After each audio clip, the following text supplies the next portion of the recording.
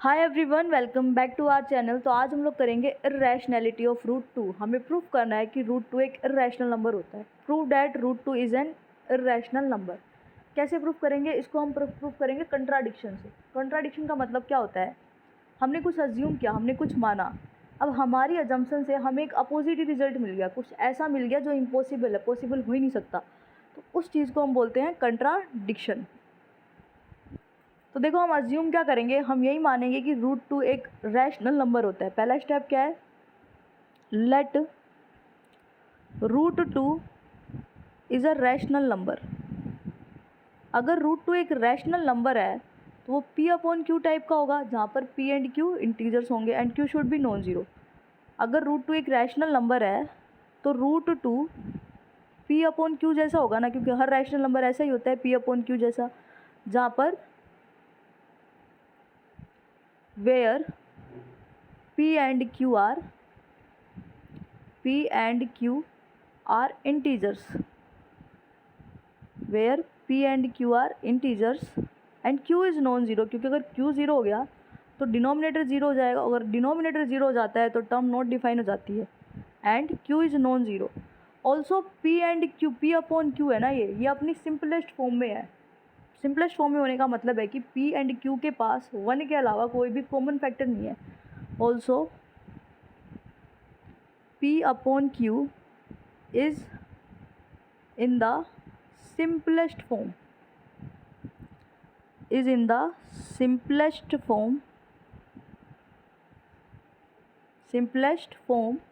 that is P and Q doesn't have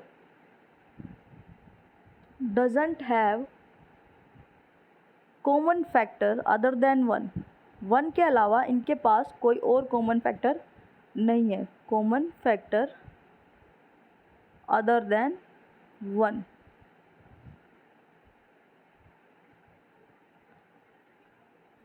यहाँ तक समझ में आया? सबसे पहले हमने क्या किया, सबसे पहले हमने माना कि रूट टू एक रैशनल नंबर है। अगर वो रैशनल नंबर है तो P अपॉन Q टाइप का होगा, जहाँ पर P एंड Q इंटीजर्स होंगे एंड Q नॉन ज़ीरो होगा। Also P upon Q is in the simplest form. ये जो P अपॉन Q है ये सिंपलेस्ट फॉर्म में होगा। इसका मतलब P एंड Q के पास वन के अलावा कोई और कॉमन फैक्टर नहीं है। अब देखो आगे, root two equals to P upon Q है। Root two equals to P upon Q है। रूट टू को हम लिख सकते हैं ना रूट टू अपॉन वन, कोई फ़र्क नहीं पड़ेगा।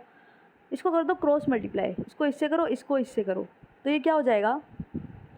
Root two into Q equals to P into one. Cross multiply कर दिया तो यहाँ से क्या आएगा? Root two Q equals to P. यहाँ से आया root two Q equals to P. अब दोनों साइड स्क्वायर कर दो, on squaring both side, on squaring both side, on squaring both side. Square करने अगर कोई नंबर बराबर है तो वो स्क्वायर करने के बाद भी तो बराबर रहेंगे ना। जैसे टू इक्वल्स टू टू है तो टू का स्क्वायर भी तो टू के स्क्वायर के बराबर होगा। अगर टू इक्वल्स टू टू है तो टू का स्क्वायर भी टू के स्क्वायर के बराबर होगा, मतलब फोर भी फोर के बराबर होगा ही ना। तो ये क्या आ जाएगा? अंडर रूट टू क्यू का square equals to P square. अब ये अंडर रूट टू क्यू का होल स्क्वायर है तो इसको हम ऐसे लिख सकते हैं ना, अंडर रूट टू का स्क्वायर इंटू क्यू का स्क्वायर लिख सकते हैं, इक्वल्स टू पी स्क्वायर। अब देखो अंडर रूट टू का स्क्वायर क्या होगा? अंडर रूट टू को दो बार मल्टीप्लाई करो, कंबाइन हो जाएगा ये टू इंटू टू। अब ये स्क्वायर रूट है तो एक पेयर में से एक ही बाहर आता है, इसका मतलब क्या हो जाएगा? ये टू हो जाएगा। सो अंडर रूट टू का स्क्वायर क्या होता है? Two. Two Q square equals to P square, two Q square equals to P square. यहाँ तक समझ में आया? क्या किया हमने? हमारे पास ये इक्वेशन थी, इसको हमने कर दिया क्रॉस मल्टीप्लाई। क्रॉस मल्टीप्लाई करके हमें मिला under root two Q equals to P. फिर हमने दोनों साइड स्क्वायर कर दिया, स्क्वायर करके हमें मिला two Q square equals to P square. अब देखो जो पी स्क्वायर है वो टू इंटू समथिंग है and something is an integer. यहाँ पे कोई इंटीजर है, टू इंटू सम इंटीजर, क्योंकि क्यू इंटीजर है तो क्यू स्क्वायर भी इंटीजर होगा। इसका मतलब ये जो नंबर है, अगर हम किसी भी इंटीजर को, जैसे मैंने थ्री को टू से मल्टीप्लाई किया तो क्या आता है? सिक्स। टू को सेवन से मल्टीप्लाई किया तो क्या आएगा? 14। टू को सिक्स से मल्टीप्लाई किया तो क्या आएगा? 12। टू को फाइव से मल्टीप्लाई किया तो भी एक इवन नंबर ही आएगा। यानी टू को हम किसी भी इंटीजर से मल्टीप्लाई कर ले हमें हमेशा एक इवन नंबर मिलता है। और P square two into some integer type का, इसका मतलब क्या हो गया? इसका मतलब हो गया P square is an even number. P square एक इवन नंबर है। P square is an even number. अगर पी स्क्वायर इवन नंबर है तो पी भी इवन नंबर होगा।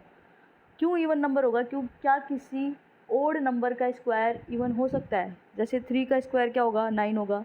7 का स्क्वायर क्या होगा? 49 होगा। 5 का स्क्वायर क्या होगा? 25 होगा। तो ओड नंबर का स्क्वायर हमेशा ओड नंबर आता है। अब किसी नंबर का स्क्वायर अगर इवन नंबर है ना, इसका मतलब वो नंबर खुद इवन है। यानी this implies what? p is also an even number. p is also an even number.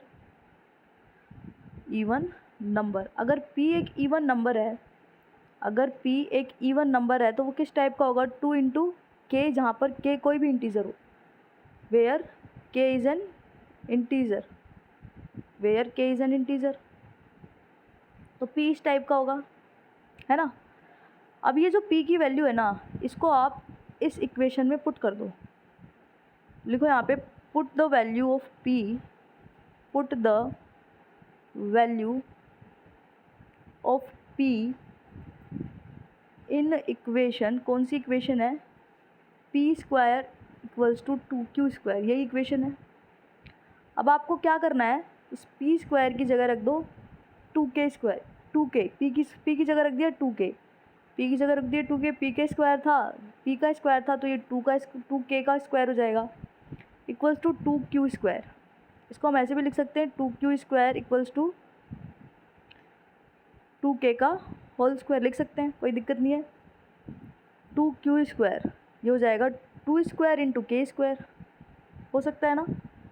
ये क्या हो जाएगा? 2q स्क्वायर, 2 का स्क्वायर क्या होता है? 4, 4 इंटू k स्क्वायर। अब यहाँ से q स्क्वायर की वैल्यू निकाल लो। q स्क्वायर की वैल्यू क्या आएगी? 4 इंटू k स्क्वायर अपॉन 2।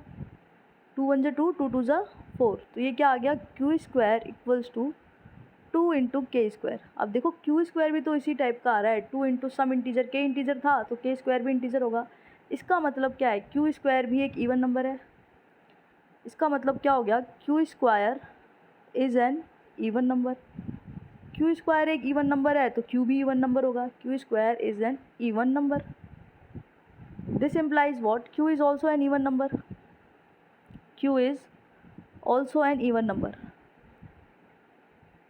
अब देखो p भी एक इवन नंबर आ रहा था और q भी एक इवन नंबर आ गया। p भी एक इवन नंबर आ रहा था, q भी एक इवन नंबर आ गया। So p and q both are even number. So p and q both are even number. ये दोनों इवन नंबर हो गए, दोनों इवन नंबर हो गए। अगर दो इवन नंबर है तो उनके पास एक कॉमन फैक्टर होगा ना, 1 के अलावा 2। जैसे मैंने ले लिया 4 एंड 8, ये दोनों इवन नंबर है। 2 दोनों का फैक्टर होता है, 2 इसको भी डिवाइड करेगा, 2 इसको भी फैक्टर वही होता है जो किसी नंबर को एग्जैक्टली डिवाइड कर दे, ठीक है। जैसे मैंने दो इवन नंबर ले लिए 6 एंड 4, तो इन दोनों का फैक्टर 2 होगा। यानी इवन नंबर्स का फैक्टर 2 तो होता ही है ना, क्योंकि इवन नंबर की डेफिनेशन ही यही होती है कि उसका एक फैक्टर 2 तो होता ही है, 2 के मल्टीपल होते हैं वो। सो 2 is the factor of 2 is the common factor of 2 is the common factor of p and q। लेकिन हमने माना था p upon q simplest form में है और p एंड q के पास 1 के अलावा कोई भी कॉमन फैक्टर नहीं है। But we assumed that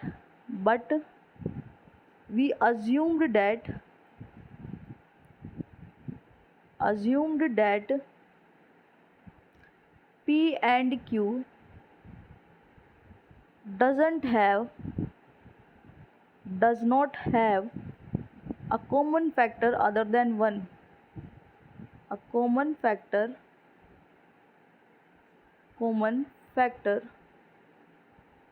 other than 1। 1 के अलावा इन दोनों के पास कोई भी कॉमन फैक्टर नहीं है। तो देखो दोनों बातें एक साथ कैसे पॉसिबल हो सकती है? इसके हिसाब से इसके पास 2 कॉमन फैक्टर है और इसके हिसाब से इसके पास 1 के अलावा कोई, इन दोनों के पास 1 के अलावा कोई कॉमन फैक्टर हो ही नहीं सकता। सो दोनों एक साथ पॉसिबल हो ही नहीं सकती ना, हमें एक कंट्राडिक्शन मिल गई। So we get a contradiction. Contradiction का मतलब यही है कि विरोध करना किसी चीज़ का। We get a contradiction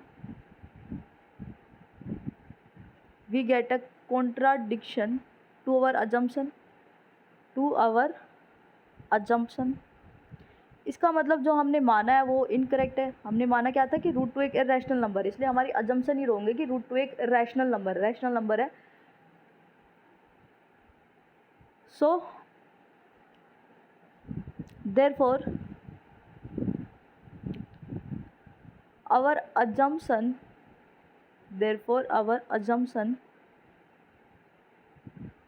starting में हमने माना था कि रूट टू एक रैशनल नंबर है, वो माना हुआ ही गलत है, इसलिए हमें कॉन्ट्राडिक्शन मिल रही है। Therefore our assumption that root two is a rational